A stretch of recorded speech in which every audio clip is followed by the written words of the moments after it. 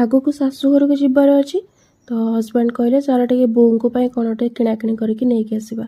First ଗଲୁ ତାରିଣୀ ବସ୍ତ୍ରାଳୟ, କିଛି ଶାଢ଼ୀ ଆଣିବାର ଥିଲା। ଦେଖିକି ଗୋଟେ କଟନ୍ ଶାଢ଼ୀ ଭଲ ଶାଢ଼ୀଟା ଆଣିଲୁ। ଆଉ 1000 ଟଙ୍କା ଭିତରେ ଏଇ ଶାଢ଼ୀ ଗୁଡ଼ାକ ଦେଖନ୍ତୁ କେତେ ସୁନ୍ଦର ସୁନ୍ଦର ହେଇଛି। ମୋତେ ତ ସବୁ ଭଲ ଲାଗୁଥିଲା।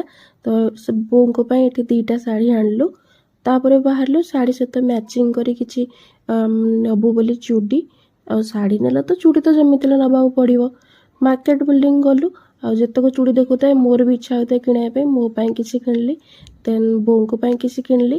କିଣାକିଣି କରିସାରିଲା ପରେ ହଜବେଣ୍ଡ କହିଲେ କ'ଣ ଖାଇବ? ମୁଁ କହିଲି ମୋର ଆଜି ଟିକେ ବିରିୟାନୀ ଖାଇବା ପାଇଁ ଇଚ୍ଛା ହେଉଛି।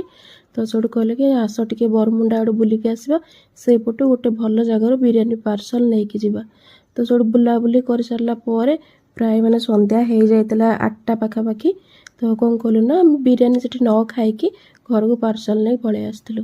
ଆଉ କାହାକୁ ବିରିୟାନୀ ଖାଇବା ପାଇଁ ଭଲ ଲାଗେ ମୋତେ ନିଶ୍ଚୟ କମେଣ୍ଟ କରି ଜଣାଇବେ।